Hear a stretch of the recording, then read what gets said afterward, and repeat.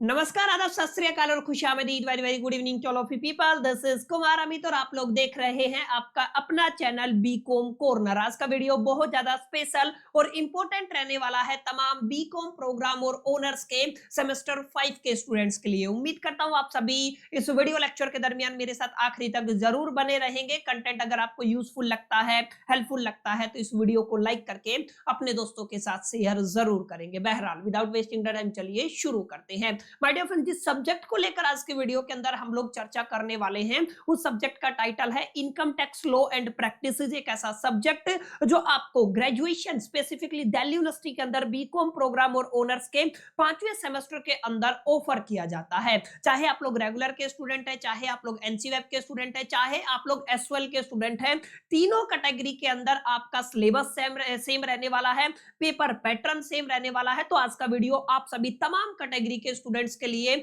बहुत ज्यादा इंपॉर्टेंट साबित होने वाला है। आज की वीडियो के अंदर हम लोग डिस्कशन करेंगे।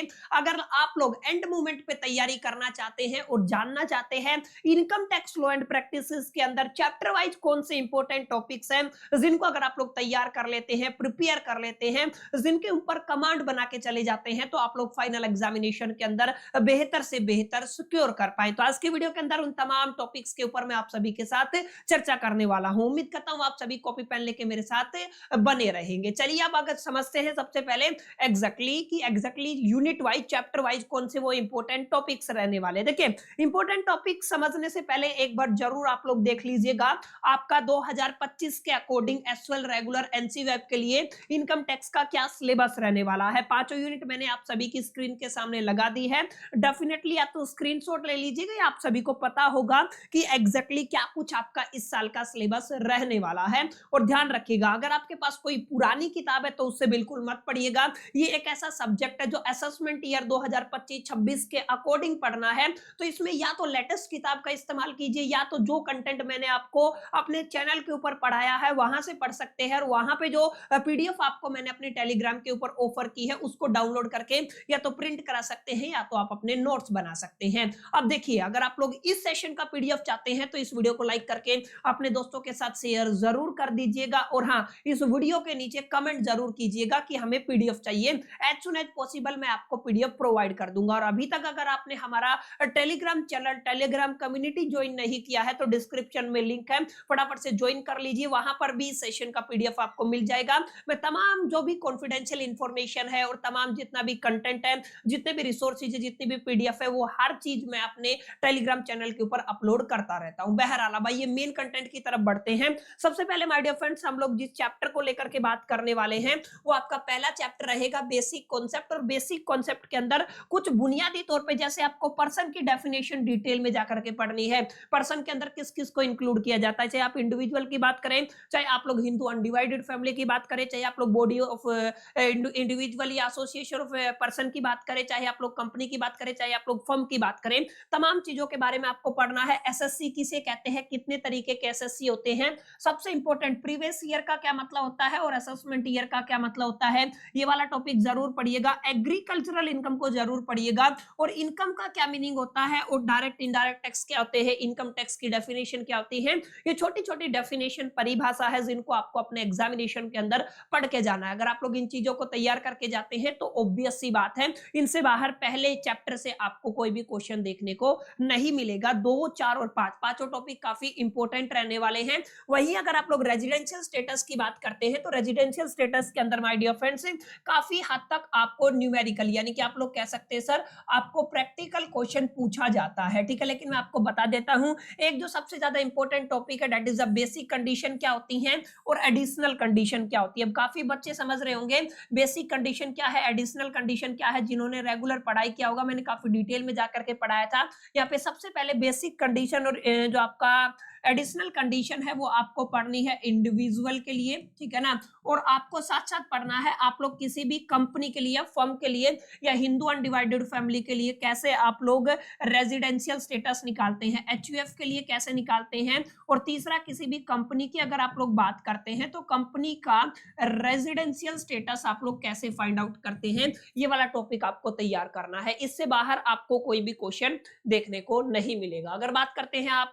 सबसे बड़ी बड़े यूनिट की या सबसे बड़े चैप्टर की, तो वो सैलरी रहने वाला है। सैलरी के अंदर सारी चीजें ही इंपॉर्टेंट है, लेकिन कुछ मोटा मोटा आप सैलरी के ऊपर जरूर फोकस कीजिएगा। यहाँ पे आप लोग ड्यू बेसिस पे कैलकुलेट करते हैं, वो तमाम 2 तरीके की सैलरी मैंने बताई थी, 2 तरीके से कैलकुलेट करते हैं। तमाम तरीके के अलाउंसेस से क्वेश्चन आता है, परक्यूस्टेज से क्वेश्चन आता है, पेंशन से क्वेश्चन आता है, और अदर कुछ जैसे आपका हाउस रेंटल, वो खैर अलाउंस की कैटेगरी में आ गए। तो सैलरी पढ़ के जाइएगा, अलाउंस पढ़ के जाइएगा, परक्यूस्टेज, पेंशन और अदर कैटेगरी के कुछ छोटे मोटे टॉपिक हैं जो मैंने अपनी वीडियोस में डिस्कस किए हैं, उनको आप लोग जरूर पढ़ लीजिएगा। ये आपके तीनों टॉपिक मैं कहूंगा काफी इंपॉर्टेंट रहने वाले हैं, चारों टॉपिक आपके सैलरी चैप्टर से। अगर आप लोग हाउस प्रॉपर्टी की बात करते हैं, इनकम फ्रॉम हाउस प्रॉपर्टी, तो यहाँ पे क्या क्या पढ़ना, देखिए आपको ग्रोस एनुअल वैल्यू को कैलकुलेट करना है, नेट एनुअल वैल्यू को कैलकुलेट करना है, ये आपको आना चाहिए, हर साल यहाँ से सवाल आता ही आता है। इसके बाद आपको एसओपी पढ़ना है, माने सेल्फ ऑक्यूपाइड प्रॉपर्टी और लेट आउट प्रॉपर्टी, यहां से भी एक सवाल आता ही आता है। इनकी न्यूमेरिकल को, इसके फंडामेंटल कॉन्सेप्ट को, सेक्शंस को, प्रोविजंस को, तमाम चीजों को पढ़ के जाना है। और एक इंटरेस्ट वाला सवाल भी काफी बार एग्जाम में आता है, इंटरेस्ट से रिलेटेड। जब आप लोग हाउस प्रॉपर्टी पढ़ते हैं ना, तो एक सवाल पूछा जाता है, डिटेल में सारी चीजें पढ़ाई हुई है, डेफिनेटली आप लोग हमारी प्लेलिस्ट को एक्सेस कर सकते हैं, ठीक है। तो माय डियर फ्रेंड्स, ये इंपॉर्टेंट टॉपिक रहने वाले हैं, gross annual value, net annual value, self occupied property और let out property along with the interest. ये आपके माय डिफरेंस 5 टॉपिक रहने वाले हैं जो हाउस प्रॉपर्टी से काफी इंपॉर्टेंट रहने वाले हैं। और अगर आप लोग पीजीबीपी की बात करते हैं, तो पीजीबीपी के अंदर आप लोगों को सेक्शन 28 से 44 तक सब कुछ पढ़ना है माय डियर फ्रेंड, इसमें आप लोग कुछ भी नहीं छोड़ सकते हैं। जैसे थ्योरी क्वेश्चन भी आ सकता है, प्रैक्टिकल क्वेश्चन भी आता है, तो that's depending upon the examiner कि वो किस तरीके का सवाल आपके सिलेबस के अंदर डालता है। अगर आप लोग आगे बात करते हैं, तो कैपिटल गेन पर जरूर फोकस कीजिएगा। कैपिटल गेन के अंदर कुछ चुनिंदा टॉपिक है जिनको आपको तैयार करना है, जैसे कैपिटल एसेट का क्या मीनिंग होता है, क्या क्या डेफिनेशन है, क्या क्या चीजें कैपिटल एसेट के अंदर आती है, शॉर्ट टर्म कैपिटल गेन क्या होता है, लॉन्ग टर्म कैपिटल गेन क्या होता है, cost of acquisition and the cost of improvement कैसे कैलकुलेट किया जाता है, सेल्स कंसिडरेशन क्या होता है, इससे रिलेटेड न्यूमेरिकल को जरूर पढ़ना है, along with 54, 54B, 54D, 54EC और 54F, ये सारे डिडक्शन आपको माय डियर फ्रेंड्स पढ़ने हैं इन अलग अलग सेक्शंस के अंदर, माने 54, 54B, 54D, 54EC and 54F, इनसे क्वेश्चन आएगा। अगर आप लोगों ने ये कितने टॉपिक है, 5 टॉपिक तैयार कर लिए, तो इन 5 टॉपिक से बाहर आपको कैपिटल गेन देखने को नहीं मिलेगा। वही अगर आप लोग इनकम फ्रॉम अदर सोर्सेज की बात करते हैं, तो यहां से आपको क्या पढ़ना है, 10 स्पेसिफिक इनकम जो मैंने पढ़ाया था, आप सभी को याद होगा, set of and carry forward. देखिए यहां से अगर आप लोग इनकम फ्रॉम अदर सोर्सेज की बात करते हैं, तो यहां से केवल यही टॉपिक आपका पूछा जाएगा। ये जो आपका टॉपिक 2, 3, 4, 5 है, ये एडिशनल टॉपिक है। Set of and carry forward के अंदर आप लोग केवल 1 घंटा अगर पढ़ लेंगे तो आपका काम बन जाएगा। 1 घंटे में मैंने करीब करीब ये आपका पूरा पढ़ाया हुआ है। यहाँ से थ्योरेटिकल क्वेश्चन आता है, क्लबिंग ऑफ इनकम से भी आपका थ्योरेटिकल क्वेश्चन आता है, इंडिविजुअल असेसमेंट से भी आपका थ्योरेटिकल क्वेश्चन आता है। इनके अलावा आप लोग थोड़ा सा टैक्स रेट के बारे में जरूर पढ़ के जाइएगा। आप लोग न्यू रेजिम को पढ़िएगा अभी असेसमेंट ईयर 2025 के अकॉर्डिंग, और आपको ओल्ड रेजिम को पढ़ना है। प्लस में आपको एक टॉपिक पढ़ना है मार्जिनल रिलीफ, यहाँ से भी क्वेश्चन आने की प्रोबेबिलिटी, पॉसिबिलिटी बहुत ज्यादा रहने वाली है माय डियर फ्रेंड्स। तो माय डियर फ्रेंड्स, ये कुछ कुछ टॉपिक है जिनको आप लोग अगर तैयार करते हैं, तो डेफिनेटली आप बहुत बेहतर से बेहतर तो सिक्योर कर सकते हैं। बहुत limited number of topic my dear friends मैंने बताए हैं। SSC, person, previous year assessment year, agricultural income, tax की डेफिनेशन पढ़नी है, बेसिक कंडीशन, एडिशनल कंडीशन पढ़नी है, सैलरी अलाउंस, परक्यूस्टेज, पेंशन आपको पढ़ना है, अलोंग विद आपको जीएवी, एनएवी, एसओपी, एलओपी पढ़ना है, अलोंग विद 28 से 44 सेक्शन पढ़ना है। कैपिटल एसेट क्या होता है, लॉन्ग टर्म, शॉर्ट टर्म क्या होता है, cost of acquisition, cost of improvement क्या होता है, सेल्स कंसिडरेशन क्या होता है, कुछ डिडक्शन है जिनको आपको पढ़ना है। टैक्स रेट, मार्जिनल रिलीफ को पढ़ना है, इंडिविजुअल असेसमेंट की थ्योरी पढ़ लीजिएगा, clubbing of income and set of and carry forward losses की थ्योरी पढ़ लीजिएगा। इनकम फ्रॉम अदर सोर्सेज के अंदर 10 स्पेसिफिक इनकम है, उनको जरूर करके जाइएगा। माय डियर फ्रेंड्स, ये सारे इंपॉर्टेंट टॉपिक है जिनको अगर आप लोग तैयार करते हैं, तो इनसे बाहर बहुत कम क्वेश्चन आपको आपके एग्जामिनेशन के अंदर देखने को मिलेंगे।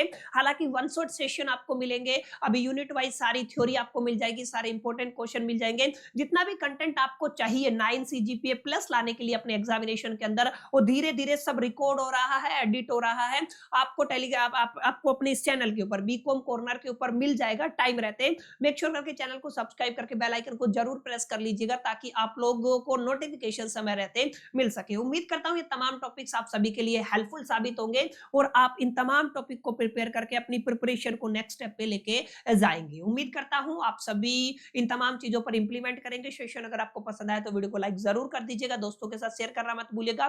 पहली दफा चैनल पे सब्सक्राइब करके बेल आइकन को जरूर प्रेस कर दीजिएगा। आखिरी तक बने रहने के लिए आप सभी का तहे दिल से शुक्रिया, थैंक यू, धन्यवाद। अगले पार्ट के अंदर मिलते हैं, जब तक के लिए मैं तो सोल्दी बाय, स्टिल कीप लर्निंग।